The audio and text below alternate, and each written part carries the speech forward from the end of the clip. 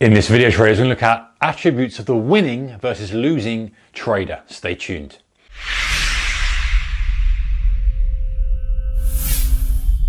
Hey guys, warm welcome to you. So there are loads of attributes of winners and losers when they are really at polar opposites of how they act and behave.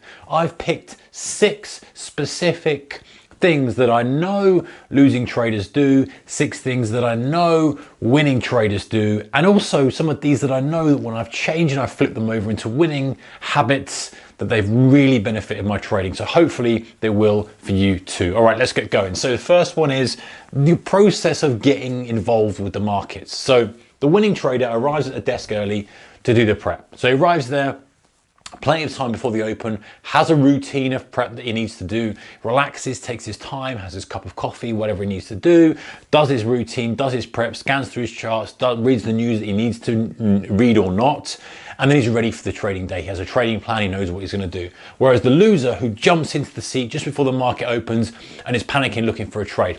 Listen, I've done that in the beginning of my career, and it never, ever helps you out, does it? Because you jump in, and if you're nodding and going, "Yep, that's what I do," maybe it's time to switch over, be more proactive, more professional about it. You jump into your screen, you jump into your seat, you turn on your screens, you look, you see what's going on, and you feel like you need the urge to trade. You're starting off the day on the back foot. It's not good psychologically. It's not good for long-term success. And you know what? If you imagine you were giving £1 million of your money, or £100,000 of your money for someone to manage, would you expect them to behave like that? No, you wouldn't. So regardless of what you are trading, the account size you are trading, don't behave like that. So jumping into seat and trading, bad idea. Getting there early to do your prep, good idea. Number 2, opens charts and scans for his setup. So regardless of what time we're talking about here, the process of a winning trader is to say, hey, you know what? I've got my setups. What I'm looking for now are any markets that exhibit the setups that I need if I'm trading that way, or if I'm trading one specific market, what levels am I actually waiting for? It's that planning, the process, all that standard operating procedure, if you like, that any good business, successful business has. A losing trader does completely the opposite. He opens his charts and he looks to see a trade.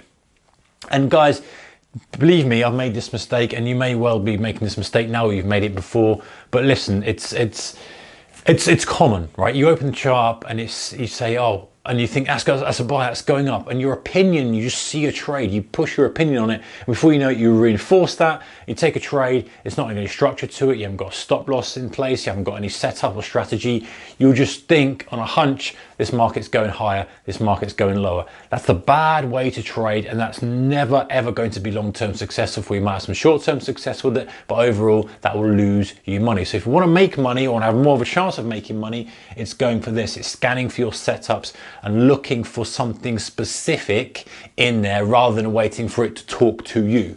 Okay, number 3, thinks about risk first, reward second. So this is very, very common with some really great traders out there, hedge fund managers, and also traders who are making a good living. They're thinking, hey, you know what? I need to protect my capital. It's all about managing the risk. Where's the risk on this trade? Okay, here's ultimately where I need to come out of the trade if I'm wrong. How much is that risk? Okay, can I adjust my position size? Okay, could do that. Is it worth it on the reward? No, it's not quite. It looks like a great trade, but it doesn't tick the boxes for me, risk reward style. Think of the losing trader. You know, he says, oh, how much money can he make? And again, made all these mistakes myself, guys, so we're not pointing fingers here. You look at it and go, oh, you know, that could skyrocket, that's going to be great. If I'm in a decent sized position, you know, that's going to make me a few grand or whatever it may be. And you start looking at it from that perspective. And then, of course, it didn't take much convincing to pull the trigger. Whereas if you're looking at it from the other perspective, it's like, well, how much can I lose on this? Well, that is where I've got to be. Okay, do I really want to risk my hard-earned capital on this trade, or should I wait for another one to come along? And it becomes more subjective and more focused. And number 4, changes opinion on predetermined variables. What do I mean by this? So if you're in a trade, the successful trader has predetermined variables where he would say, I'm going to change my opinion. Or let's say he's looking for longs and he wants to switch looking for shorts in a specific market. And they will be a list of things that he or she needs to see to adjust that opinion. I'm in the trade already and I need to see this turning down, or specific indicators to move, or price actions to do this, and then I will look and adjust my opinion to suit. Whereas the losing trader just changes opinion on a whim. And you'll often see, if you can't recognize this, here's a kind of clue to say that this is what you're doing, is when you're trading a market, you're long 1 minute, you're short the next, you're long 1 minute, you're short the next. Now, occasionally there's time for that, but most of the time there isn't. You need to be aligned in one specific direction, unless you're hyper scalping, of course, in which case, fine. But that's, you know, that's not the majority of people. Even if you are short-term trading, you come to a level, you want to be, okay, I'm looking to fade this level, or I'm looking for this level to break and jump on it. There's one or the other. Otherwise, you get confused if you're trying to do the two. And changing the opinion on the whim. You're in a trade, you don't like it, you come out, you flip long, you flip short, and it's horrible. It just never gets you anywhere. Right, number 5, guys, constantly monitors emotions, whereas the losing trader lets emotions overrule decisions. If you're subscribed to the channel, by the way, appreciate your support. Thank you. If you are, you'll know this is what we talk about a lot: emotional decision making. Use a different part of the brain to make decisions if you're trading from emotions. Never a good thing when money's involved.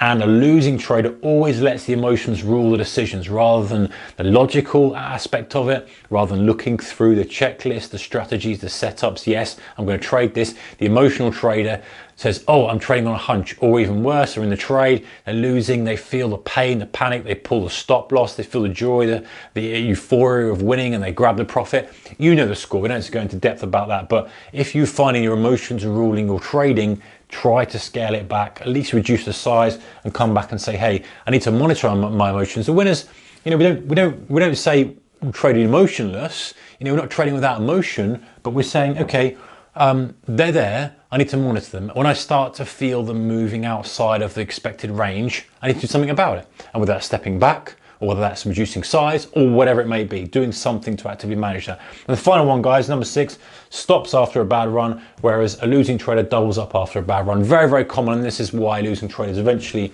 will blow up unless they can fix this. This is probably one of the bigger ones to sort out if you're doing this.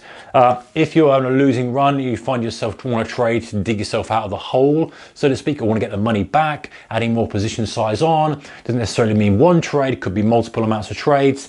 That is a bad habit and will eventually catch up with you. The winning trader says, you know what, I'm not performing. You know, I'm not doing as well as I should. Objectively, you're objectively looking down on yourself, saying, I'm not performing as I should. Let's stop. Let's cut the damage. Let's not do any more damage to the account. Let's take a step back. Let's refresh. Then let's analyze and let's go again. Right, guys, those were 6 for you. Winning versus losing trader habits. If you've got any, stick them in the comment section below. Otherwise, if you like the video, thumbs up is much appreciated. Take care. Bye-bye.